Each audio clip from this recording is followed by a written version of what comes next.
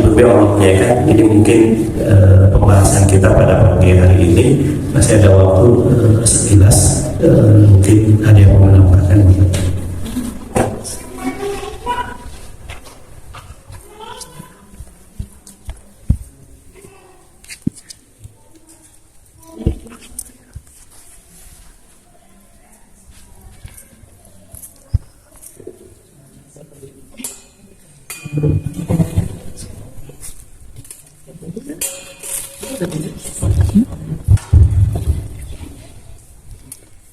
Yang pertama tentang perbedaan Nabi dan Rasul ya, kalau yang sering beredar atau di sekolah itu kan diajarkannya kalau Nabi tidak punya kewajiban menyampaikan pada umatnya, kalau Rasul punya kewajiban. Sebetulnya sih bukan masalah, menurut saya bukan ada umat atau tidak, karena kan setidaknya walaupun tidak punya umat, punya keluarga, mungkin dia tetap punya kewajiban mengingatkan keluarga. Jadi itu konfirmasi definisi seperti itu. Yang pertama. Kemudian yang kedua,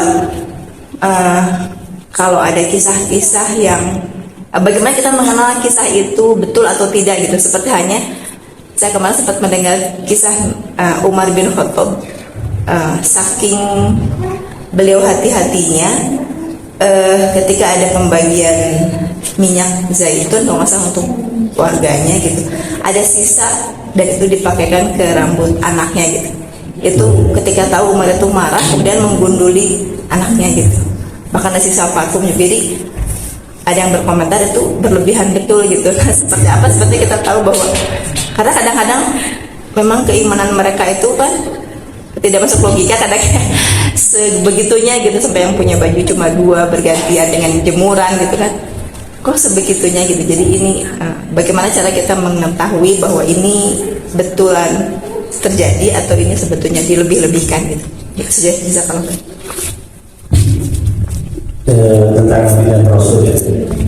Jadi kalau definisinya Rasul harus menyampaikan, tapi kalau Nabi tidak, kesannya itu Nabi itu hanya mikirin diri sendiri gitu.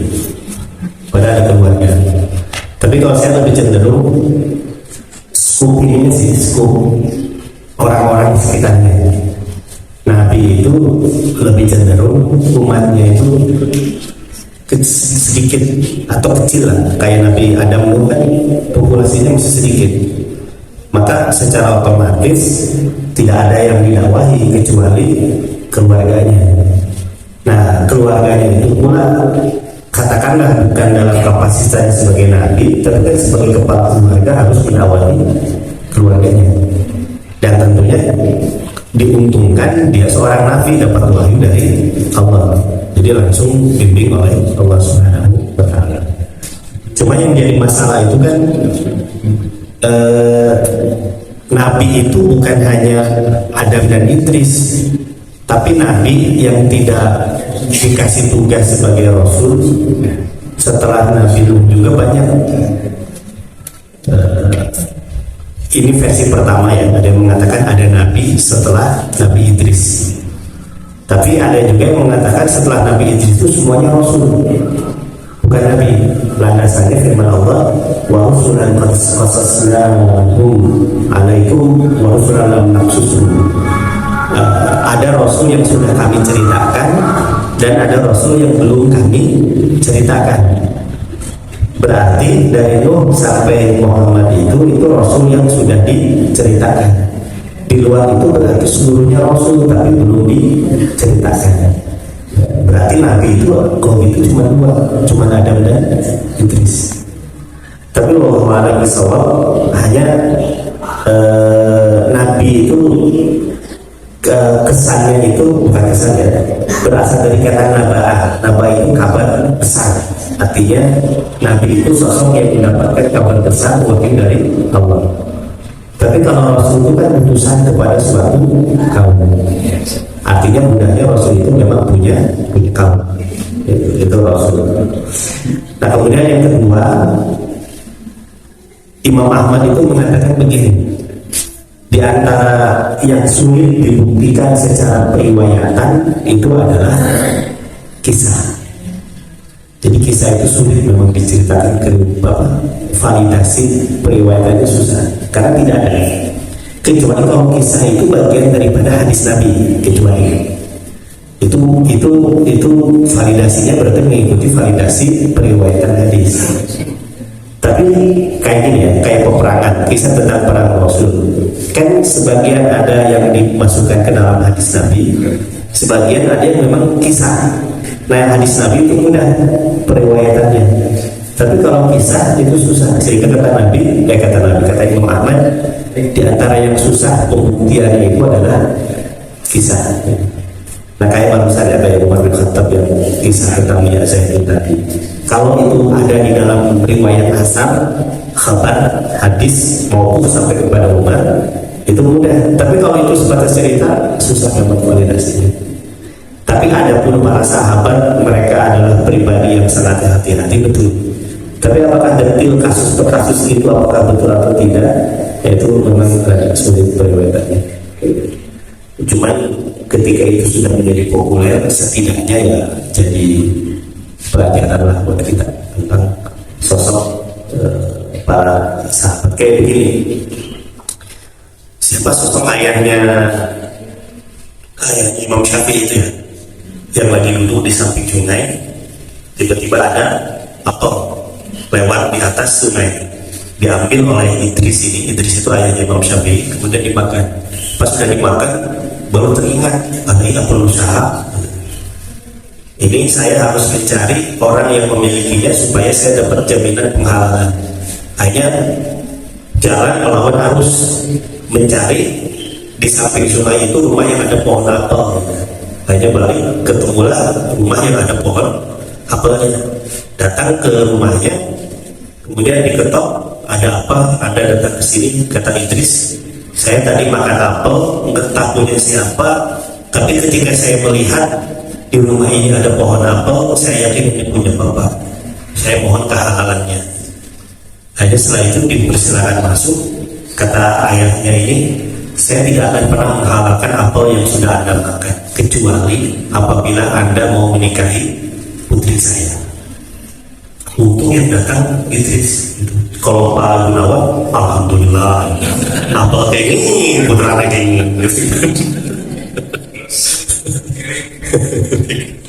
Akhirnya kata ayah si wanita ini yang punya apel ini bilang, tapi Anda jangan senang dulu, putri saya ini buta, kemudian tuli dan tidak punya kaki, cacat, mau nggak nikah? Mulai mikir, tadi alhamdulillah, tapi karena ingin penghalalan, kata laki-laki ini, coba saya siapkan. Akhirnya pas lagi ngobrol gitu, tiba-tiba putrinya keluar. Putrinya dipanggil, Nek, cair. Akhirnya datang keluar, hasilnya bingung dia, apa cacat gitu kan? Katanya tuli, tapi kok dipanggil menyambung. Katanya cacat, tapi kok jalan. Terus matanya juga normal. Akhirnya ditanya, Pak, putri bapak ini barusan bukan?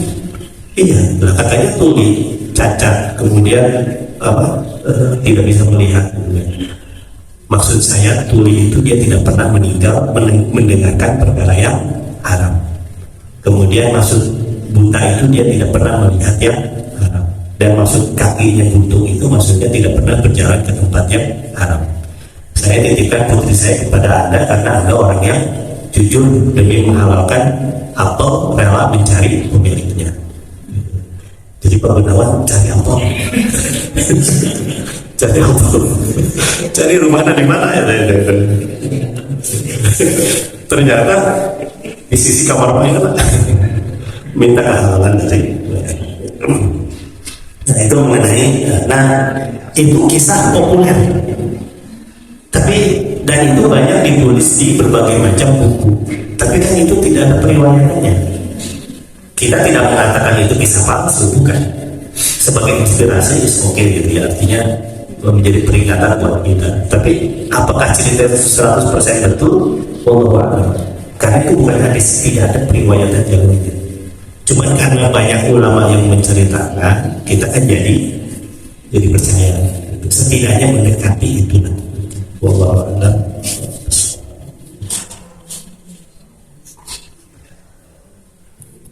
Ada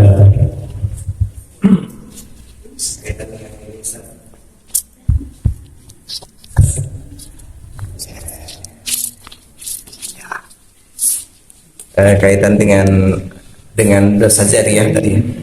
Jadi memang kadang-kadang agak tipis juga gitu ketika misalnya orang nanya tentang misalnya Pak, saya mau tanya tentang bagaimana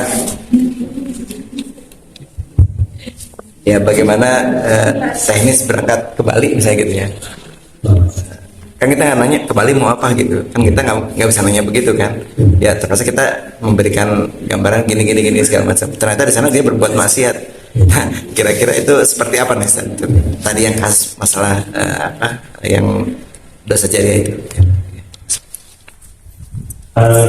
Kalau saya melihat dari tempatnya ya, kalau Bali itu kan pulau ya, di dalamnya itu tidak dipungkiri memang maksiatnya ada banyak. Tapi kan tidak semua di Bali itu tempat maksiat. Maka kalau konteksnya kita menjawab Bali di mana pakai pesawat apa, pesawat ini berapa lama, itu kan konteksnya Bali sebagai pulau yang bukan sebagai tempat pulau maksiat 100% yang bukan. Tapi kalau misalnya begini, ada yang nanya, di mana Alexis? Dan Pak Jun apa Alexis? Nah, itu kan diskotik ya, yang udah ditutup di Jakarta gitu. Kemudian kita kasih tahu, oh Alexis itu kita juga sakit hidup suara itu. Itu kan kita memang ngasih arah kepada dia tentang jalan maksiat. Nah itu baru jadi dosa jariah. Tapi kalau Bali kan itu pulau ya, dan tidak ada declare Bali itu pulau maksiat, itu kan nggak ada. Adapun di sana memang banyak bule-bule, tempat karaoke itu ada yang memang betul. Ya, masalahnya di Bali juga kan ada yang begitu. Ada. Artinya kan kita bicaranya konteks pulau ya. Artinya kalau maksiat itu sebetulnya di setiap daerah juga ada. Cuma memang stigma orang itu ketika mendengar Bali itu kan kayak begitu. Tapi kan tidak semua yang ke Bali untuk itu. Saya kemarin pas conference di Bali, itu pesawat pemutaran di atas bandara, ada pesawat pemutaran gitu. Saya langsung kepikiran, pesawat terangkat, kemudian muncul berita pesawat jatuh di Bali, di antara korbannya saya Khairi. Aduh, cerita anak lagi. Kurang keren gitu mau nanti gitu kan. Meninggal di Bali gitu kan pas lagi. Cuman pas turun ramai, pas pesawat mendarat di bawah tuh ramai. Ternyata baru gempa. Jadi pesawat itu putaran dulu menghindari gempa di bawah. Pas turun ke bawah baru selesai kelihatan orang itu panik gitu. Ternyata tadi itu baru gempa. Sedikit pikiran, balik ke Jakarta. Tapi pas di Bali gempa. Cuma masalahnya ada tugas negara atau ya alhamdulillah selamat. Allah a'lam.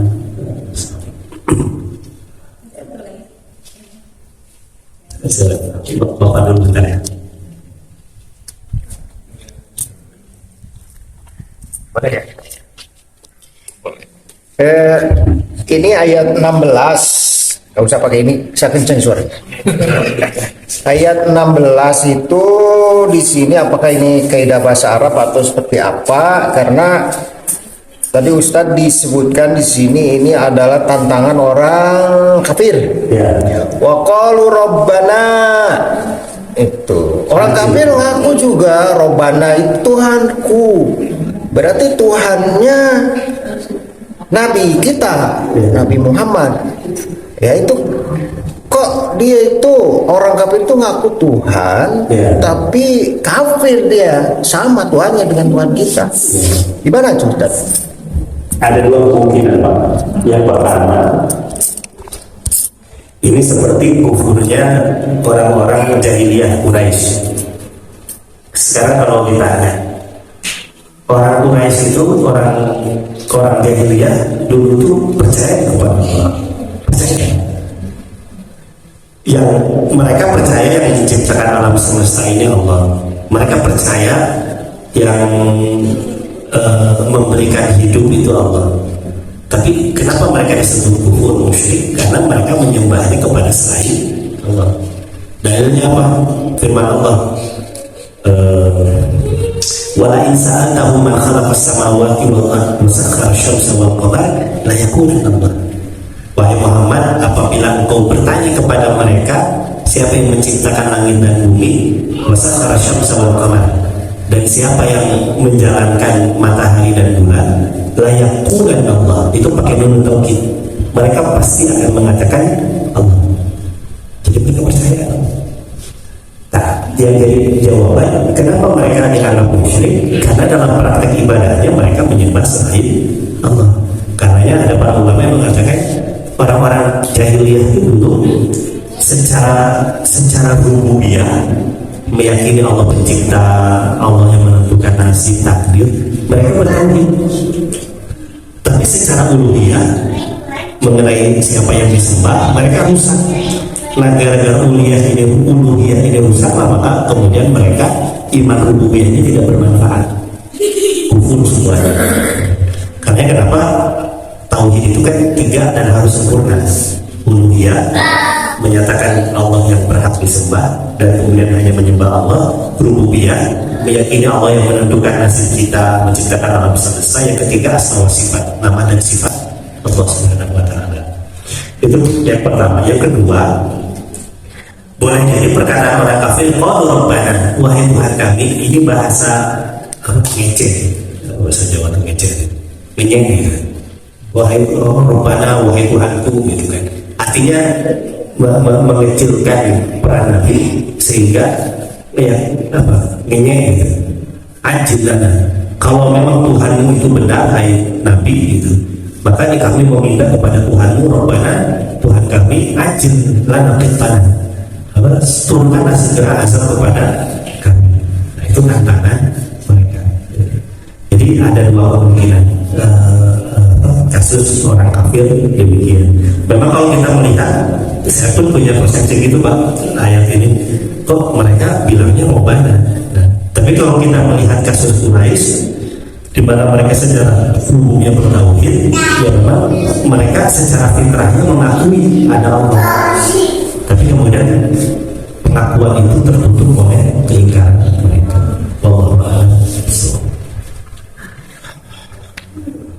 Satu terakhir.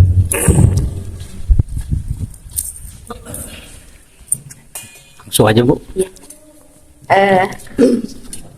Yang pertama berkaitan dengan dosa jariah tadi, ketika ternyata yang bersangkutannya katakanlah kobil gitu, bertaubat gitu, kemudian mungkin orang-orang masih mengikutinya.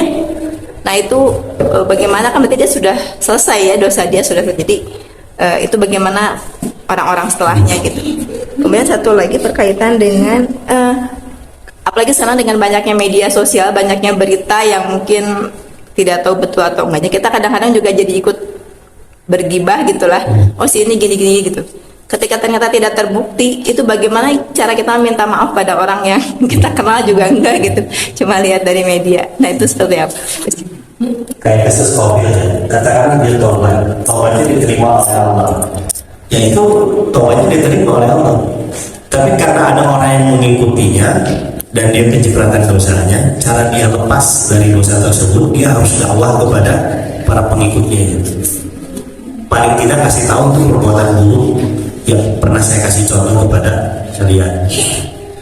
Artinya harus ada usaha untuk memperbaiki mereka. Masalah mereka kemudian dia tidak berubah, itu urusan mereka, itu hidayah Allah. Tapi itulah bahayanya tadi dosa jariah itu. Makanya kenapa dalam Islam itu dosa itu tutup, karena sebuah mungkin ditutup. Jangan sampai orang tahu aib kita, dan lebih buruk lagi jangan sampai orang lain mengikuti dosa kita. Kalau sampai dia mengikuti, ya kita jadi punya tanggung jawab untuk memperbaiki dia. Masalah nanti dia baik atau tidak itu urusan Allah, Pak. Tapi baik kita ada ikhtiar supaya kita bisa lepas dari dosa itu. Kemudian yang kedua, nah itu Pak, dosanya sulitnya dosa gibah itu harus minta maaf kepada orang yang digibahi. Yang jadi bahaya itu kalau yang digibahi itu jauh kenal gitu. Karena boleh jadi karena beritanya tidak benar gitu. Tapi tidak semua gini ya, gibah itu adalah kalau kita menceritakan keburukan orang, di mana keburukan ini muncul dari orang yang pada hakikatnya dia itu orang baik, itu gibah. Tapi kalau orang ini memang sudah terus terang bikin kerusakan, bikin keburukan, kita menceritakan keburukannya kepada teman kita supaya dia tidak mencontoh kepada dia, waspada, itu bukan riba. Kayak Fir'aun itu kan keburukannya besar, Korun keburukannya besar. Allah menceritakan dalam Al-Quran, masa kita katakan Allah gibah? Iya, Allah gibah Fir'aun gitu. Enggak ya. Artinya menceritakan keburukan di mana keburukan ini muncul dari orang yang tanda petik buruk dan memang dia sudah tidak punya beban lagi untuk menampakkan keburukannya, itu bukan riba.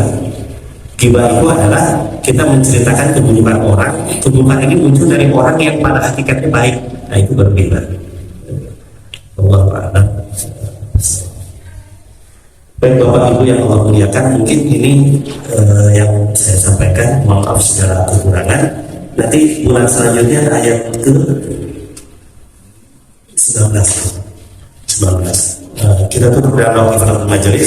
Subhanallah wa bihamdika, asyhadu an la ilaha illa anta, astaghfiruka wa atubu ilaik. Rabbana atina fid dunya hasanah wa fil akhirati hasanah wa qina adzabannar. Assalamualaikum warahmatullahi wabarakatuh.